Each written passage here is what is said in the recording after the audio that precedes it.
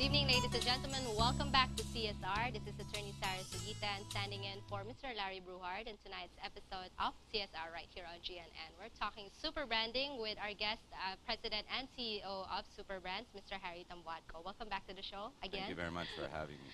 Yes, before we took a break, we were discussing political dynasties, personal branding, and also how branding in politics is very different from branding in products, goods, and services. And how the worst and best case scenarios will play out if we allow monopolies in certain positions. Well, or in certain dynasty will not serve the people, will not serve democracy. But that is why it's unconstitutional. but the marketing principles, the objectives, and the basic principles of branding all remain the same on both. The difference is with marketing products and services, you really promote profit. Profit is the ideal goal.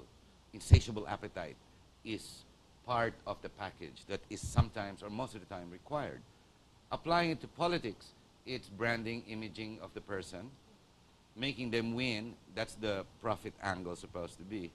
But the problem is it's a violation of the Constitution, and it's intrinsically against our freedoms, our democracies. It's the antithesis, as Pagia put it last Monday, the antithesis of our freedoms to represent ourselves in government. Parang ganun lumalabas. Because our democracy, our democratic system now is a representative government. Supposed to Maybe be. we elect somebody to talk for us, Yes. in the sphere of government affairs. So these are the senators, the president, the mayors, etc. But what happens is when the families called dynasties come in, They hold a monopoly over yes, public parang monarchy office. sila, pero hindi Yes. naman. And I would think that maybe entering public office is a profitable venture.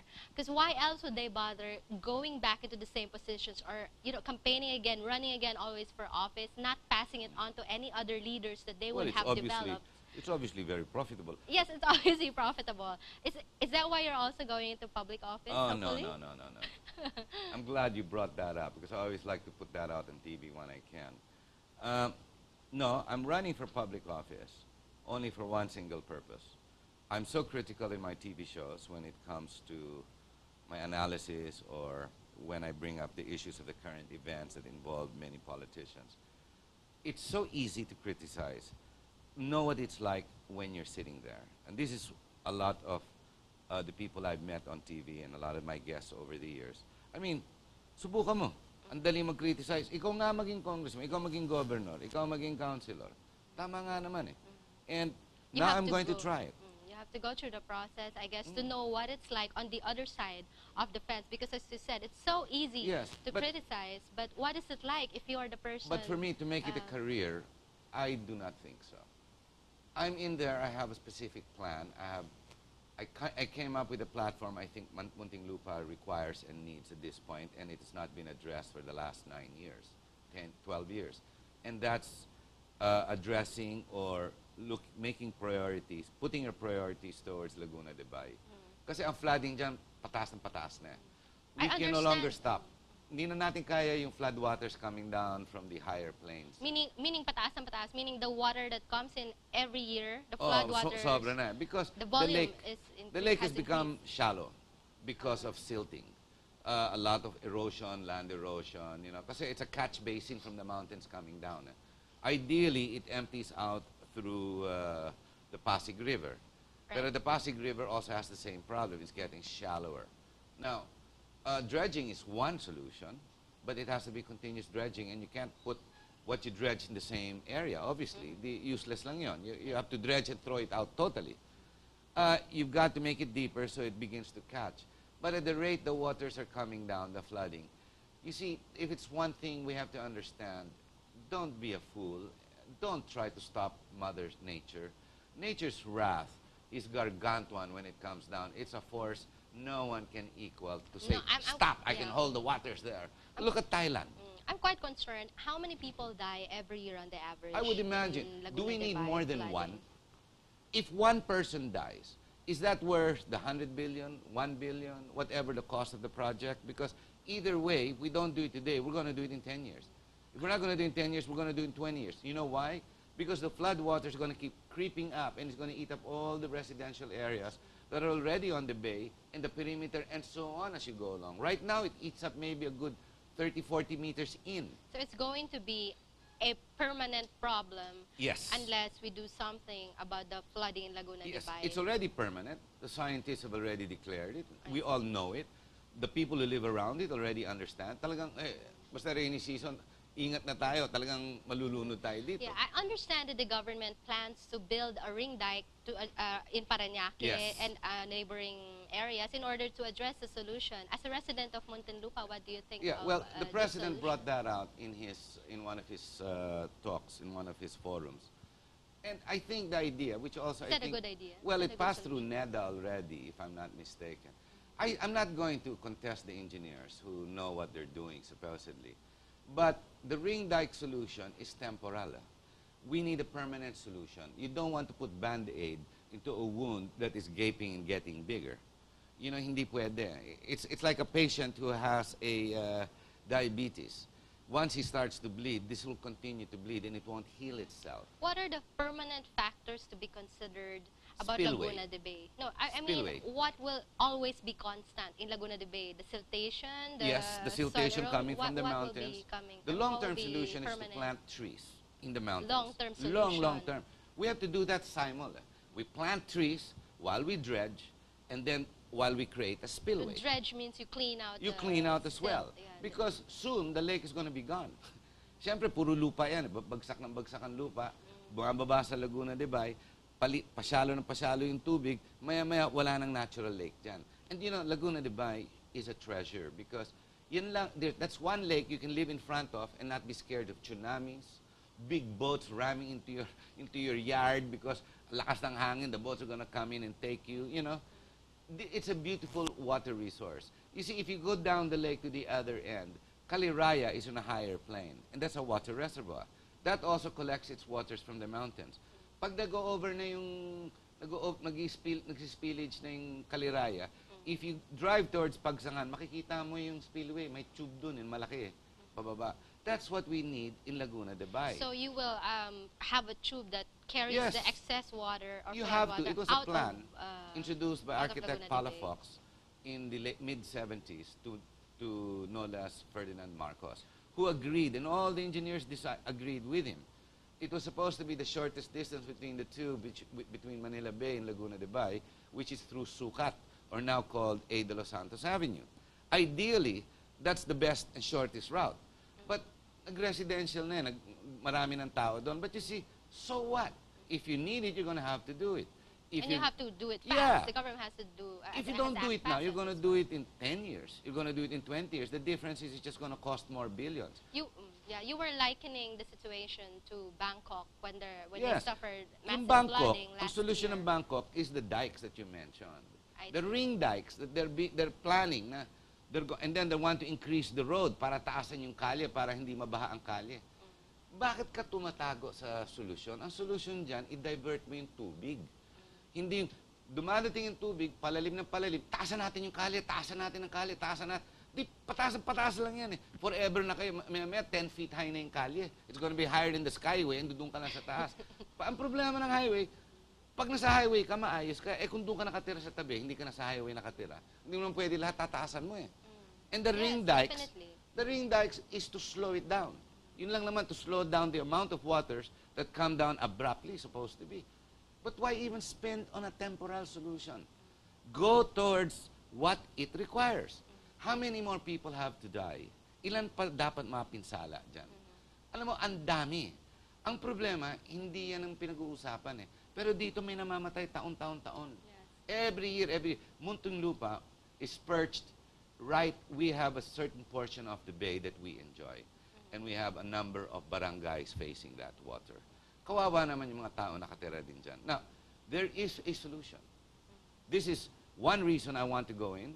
I'm going to project this. I was asked the question, why do you need to be a congressman para gawin mo yan? Because government will not pay for this project. Simply It will because... need huge appropriations. Yes, would and imagine. I don't blame the government. The national government is, Very expensive. unahin muna natin yung mga nagugutom at katatayo ng kung ano dyan. Unahin natin yung mga ibang proyekto, mga ibang infrastructure. Paggawa tayo ng more plants, electric plants, or whatever. Tama nga naman eh. They have their priorities. but there are solutions which I wish to introduce should I come in.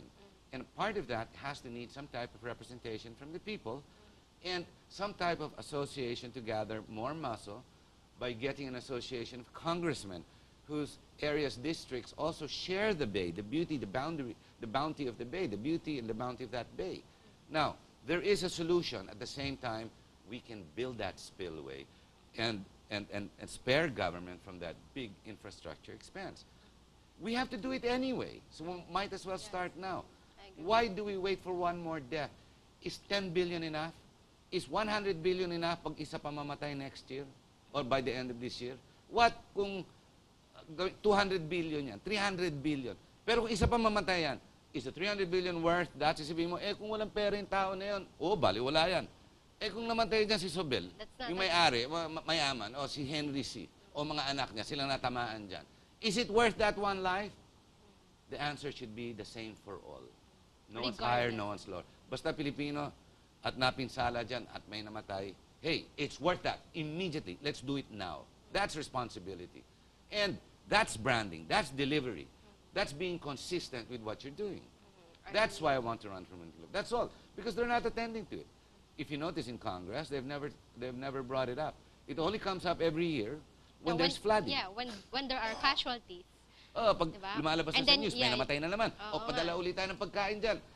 Gawa tayo, hingi na naman tayo. And that's a band-aid solution. And then call everybody. It's not proper accountability. Donation. Bigyan natin lahat sila. Napipinsala lahat mga tao dyan. Wow. Yeah, relief goods will never solve Of course the problem of flooding. It's like the CCT. Pinakain mo, bukas gutom na naman yan. Everyday gutom yan. Ano yan, pakainin mo, bumbuhay na?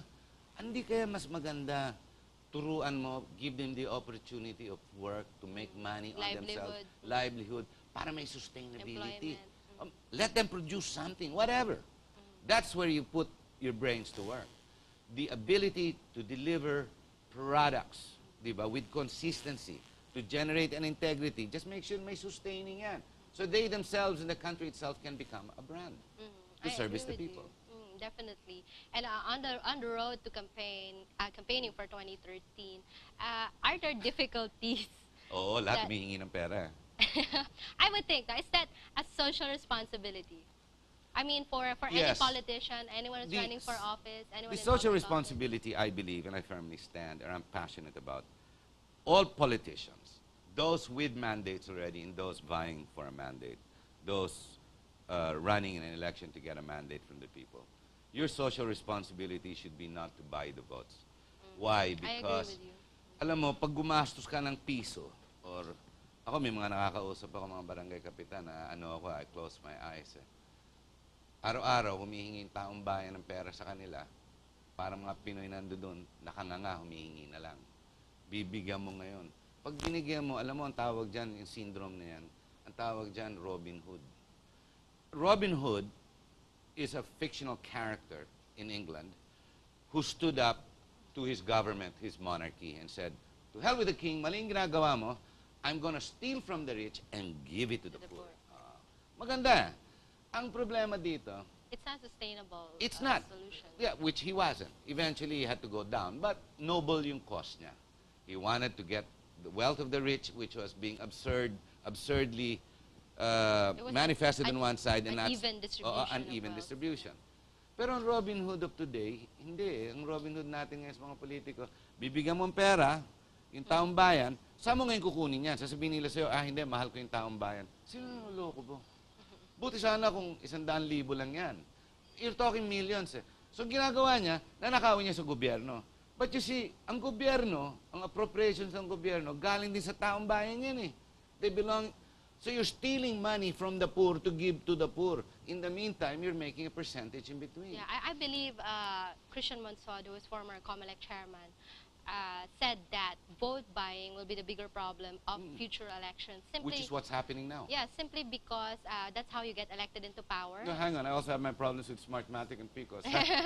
No, I mean, going back to vote buying, that's how you influence. It's our biggest cancer right now. To choose a certain candidate or choose a certain leader, and then for that leader to get his profit, his investment back once he or she is elected into office. And that is illegal, not I mean, aside from all the evils involved, it's also illegal because it violates the sanctity of the ballot. You don't really have free expression of your choice in the ballot if you are being influenced by the fact that you are tied to a certain candidate. You have a consideration because you got paid or you were given a sack of rice.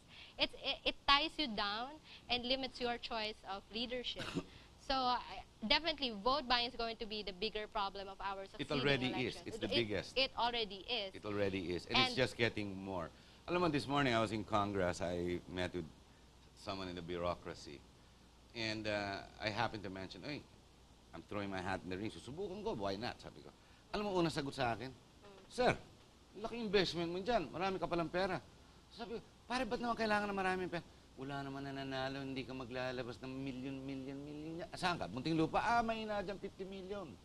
Walang nananalo dyan, hindi naglalabas. Sabi ko, di kawawa pala yung taong munting lupa. Talaga naman kawawa ang Pilipino. So, I'm There's thinking in my mind. attitude. Defeatist Yes, eh. Alam ko na mali. I'm part of the mali. Gagawin ko pa rin yung mali. Iko-corrupt ko yung politician ko. Yung politician ko, iko-corrupt din ako. Alam mo, nangyayari dyan? Talo ang taong bayan. Ang panalo dyan yung oligarch. Yes, Yun ang I think luloko. it's something that it's an endless cycle that it's not necessarily endless. That's what I think. That's why we have elections. Otherwise, let's just have a monarchy and then we all worship the king or the queen. Yeah, but right? who are we going to make a monarch? Yes, but Estradas? The that's Cayetanos? why. Yes, that's why The we are. Binais? That's why we are in a democratic society. It means voters have that one day of power in their hands in choosing their leaders in the elections. I think democracy is most sensitive to what I call rule of law, if only we abide by our Constitution and not violate it, which is what we tend to do, and most of the legals today are doing it, and politicians. They tend to skirt the Constitution, which I think we should hold sacred and abide with, because this is the only thing that will keep us civil. As far as social responsibility is concerned, it is up to those with the mandates, our leaders, to think of the greater good, the majority of for the good of the majority. The only way you can do that, the restrictions, what should regulate you and what should guide you should be the Constitution, not to go around it. And that's what we've been doing, and people have been getting away with it. It's called rule of law. I'm not saying the judiciary is what we authorize the judiciary. No, on the contrary, they're also the bigger problem as well. But if we could only fix our system, the ability to give the people redress. If I want to complain, I can complain. Don't charge me with libel because I'm complaining. I have to complain because I want to correct the system. I'm seeing something wrong with the system. Ganun dapat. And I'm using the system in order to address Correct. my grievances. Yes, to address my grievances. Social responsibility is something that should be more with leaders than with those being led. The social responsibility should be very heavy.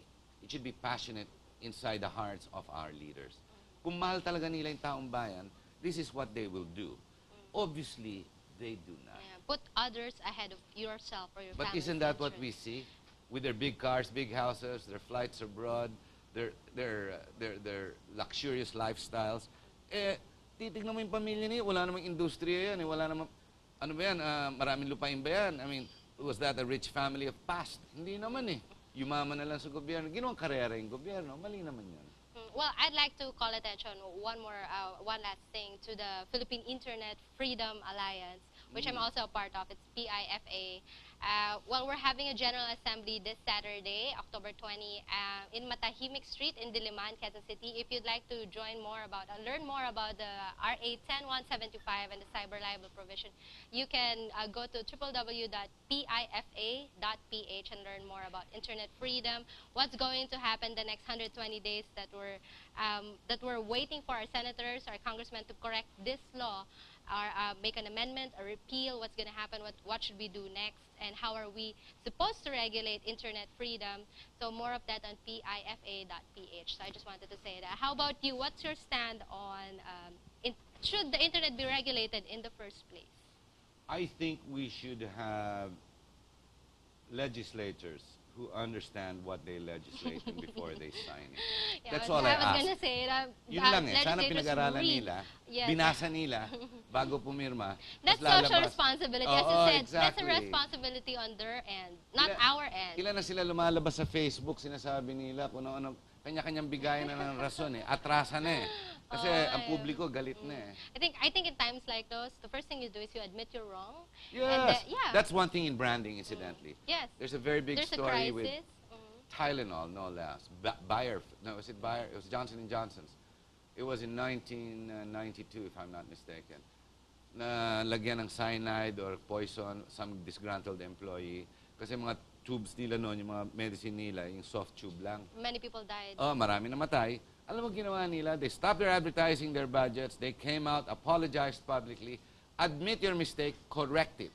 Lie low and fix the problem. And they attended to all the consequences that came across. That is the ethical thing to do. And at the same, I hope our telecommunications companies also do that. Maybe we'll tackle that next week. Yeah. So thank you look very what happened to Johnson & Johnson's. They're up again. They're #1 again. You have to apologize. Yan ang branding. You have to apologize if you did something wrong. Admit it if you did something wrong. So, senators and also ladies and gentlemen who tuned in to CSR, thank you for joining us. See you again next week right here on GNN with Mr. Larry Bruhart.